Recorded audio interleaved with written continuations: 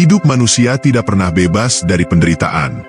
Kaya atau miskin, pejabat atau rakyat kecil, berilmu atau awam, semua memikul beban masing-masing.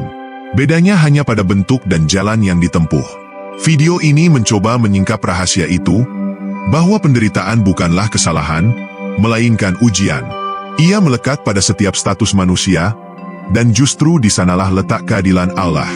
Melalui renungan sederhana, analogi dari semesta, dan contoh kehidupan sehari-hari, kita diajak untuk menyadari bahwa status membawa keinginan. Keinginan melahirkan penderitaan. Penderitaan mengandung pelajaran. Dan semua itu adalah bagian dari keseimbangan hidup. Semoga video ini menjadi cermin kecil agar kita tidak mudah iri, tidak mudah sombong, dan lebih mampu menerima hidup apa adanya. Video ini adalah perjalanan batin yang dituangkan dalam kata-kata sederhana dan puitis.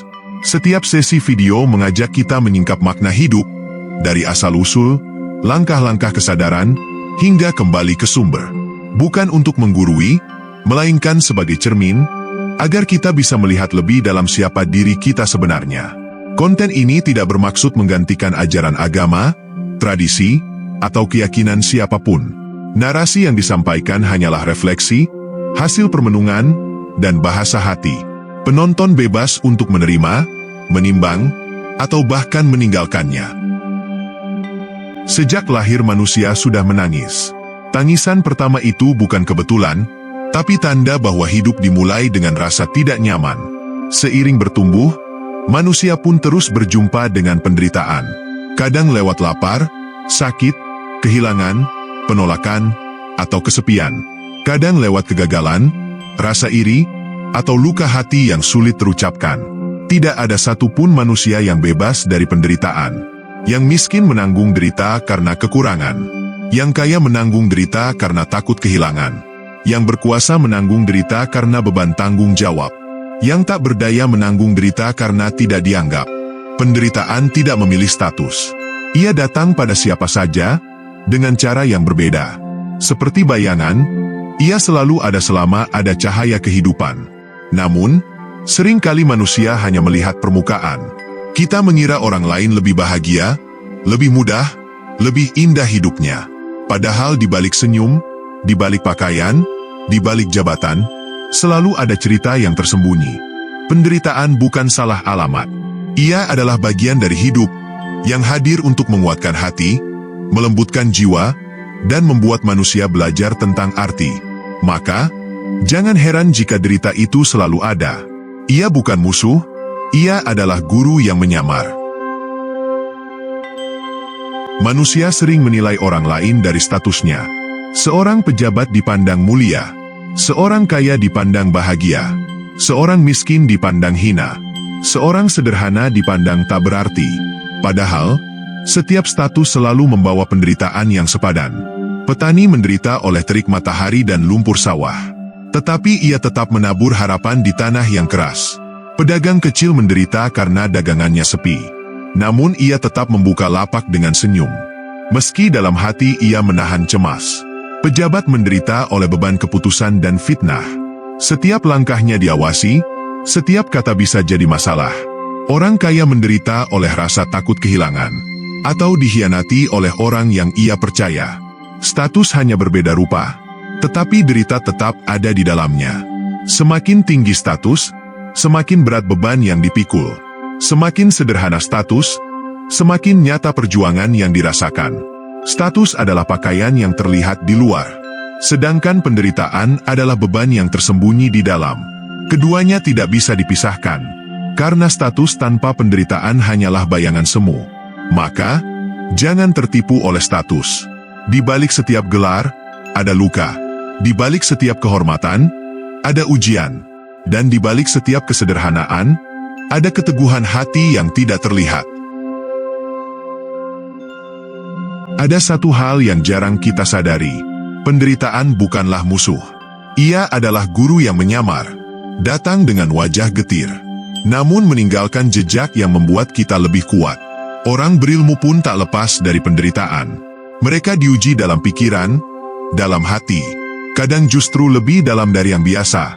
Bahkan mereka yang sadar, yang hatinya terbuka pada cahaya, tetap berjumpa dengan luka.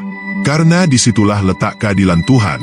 Penderitaan bukan untuk meruntuhkan, tapi untuk menyingkapkan siapa diri kita sebenarnya. Ia ibarat api yang menguji emas. Semakin panas, semakin murni yang tersisa. Penderitaan. Manusia sering lupa bahwa setiap status membawa bebannya sendiri. Pemulung yang menggali sisa di jalanan, dan pejabat yang duduk di kursi megah. Keduanya sama-sama memikul penderitaan. Bedanya, pemulung merasakan lapar, dingin, dan pandangan hina. Pejabat merasakan tekanan, tanggung jawab, dan kegelisahan yang tak terlihat. Keduanya sah dalam keadilan Tuhan. Tidak ada yang lebih tinggi, tidak ada yang lebih rendah. Penderitaan hanyalah bentuk yang berbeda, namun makna yang sama, ujian untuk hati.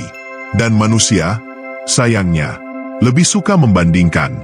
Seolah derita orang lain lebih ringan, padahal yang tak terlihat sering lebih berat dari yang tampak. Keinginan manusia seperti anak tangga.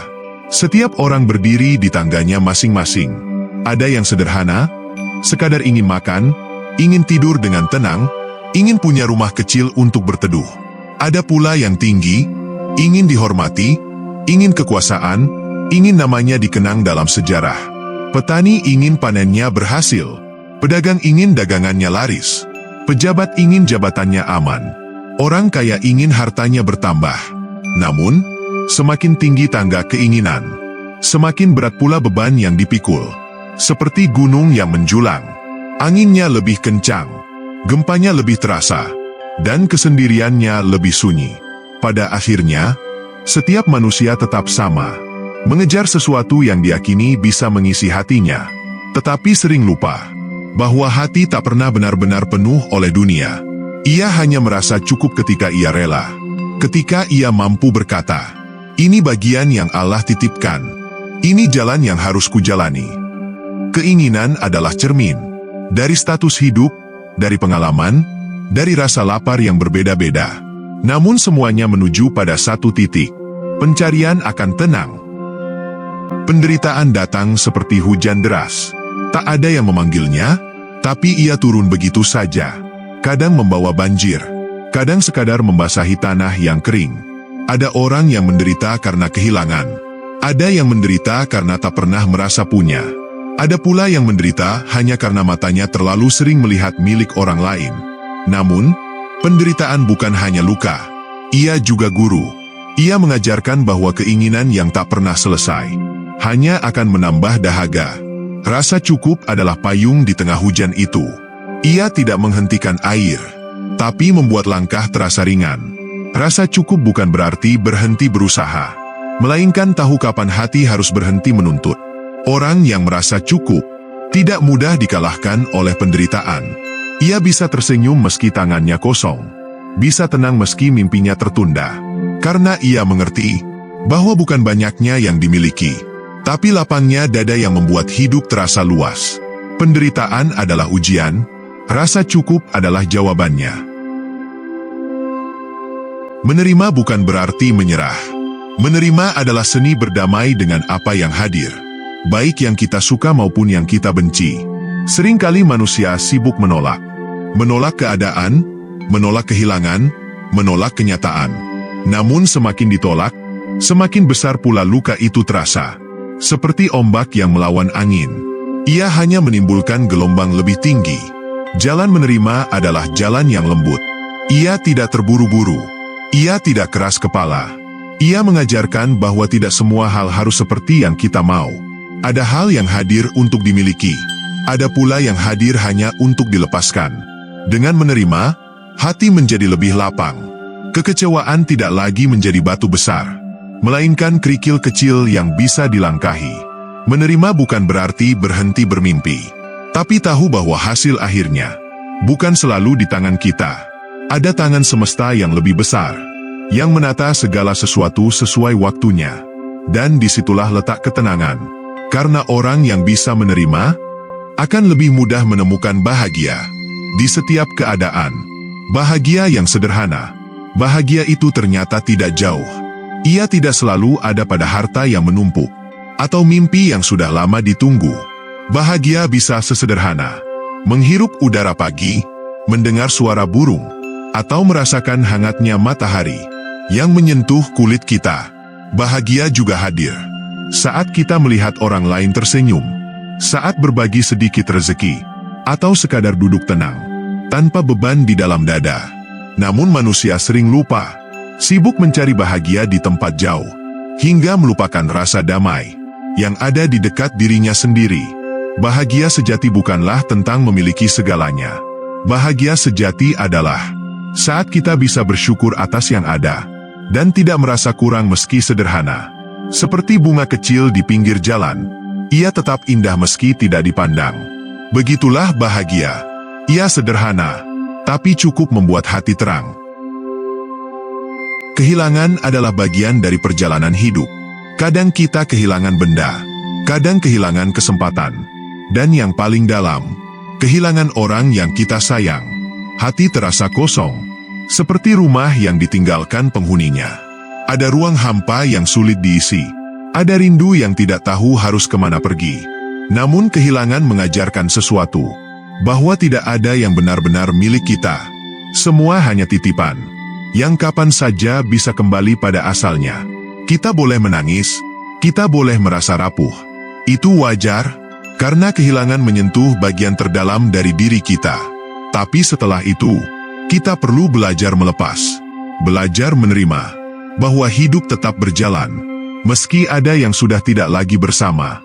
Seperti senja yang hilang diganti malam, atau bunga yang gugur untuk memberi ruang tunas baru.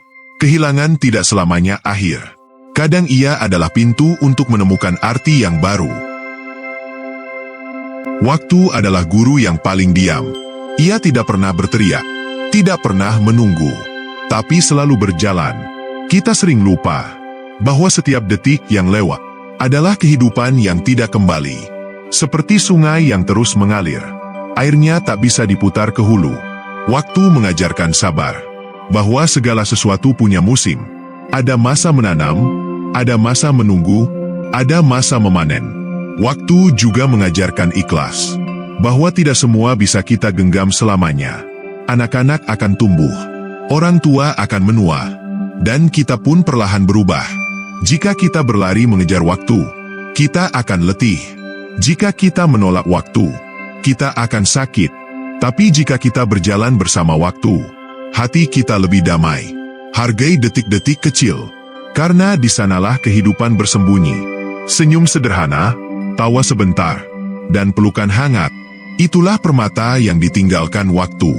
Waktu adalah hadiah, dan hadiah itu ada sekarang. Bukan kemarin, bukan nanti, tetapi saat ini. Tentang jalan pulang, setiap perjalanan ada awalnya, dan setiap langkah pasti menuju pulang. Entah jauh, entah dekat, jalan itu selalu menunggu kita kembali. Jalan pulang bukan hanya tentang rumah, bukan pula sekadar tempat singgah. Ia adalah ruang tenang, di dalam hati sendiri. Sering kita mencari keluar, mengejar cahaya, mengejar arti, mengejar kebahagiaan. Namun pada akhirnya, kita sadar semua itu sudah ada di dalam. Pulang berarti menerima. Pulang berarti berdamai. Pulang berarti mengingat bahwa hidup ini sementara, dan yang abadi hanyalah Dia yang memberi hidup. Jalan pulang itu sederhana. Duduk sejenak, tarik napas pelan, rasakan hening, dan biarkan hati berkata, "Aku kembali." Segala kata yang tertulis hanyalah jembatan. Segala cerita yang dibisikkan hanyalah penunjuk jalan. Namun hakikat perjalanan tetaplah ada pada diri kita sendiri. Hidup ini bukan sekadar kumpulan hari, tetapi tarian antara cahaya dan gelap, antara diam dan gerak, antara mencari dan menemukan. Kita sering tersesat oleh keinginan, sering lupa oleh hiruk-pikuk dunia. Namun sesungguhnya, tak ada yang benar-benar jauh, tak ada yang benar-benar hilang. Sebab sang sumber selalu dekat, lebih dekat dari denyut nadi, lebih lembut dari bisikan angin. Ini bukanlah akhir. Ia hanyalah pintu. Pintu yang mengajak kita kembali. Kembali untuk menyadari bahwa rumah sejati ada di dalam kesadaran, dalam hening yang tak terbatas. Semoga setiap penonton diberi kelembutan hati, diberi cahaya dalam langkah, dan diberi keberanian untuk pulang ke tempat di mana segala perjalanan bermula.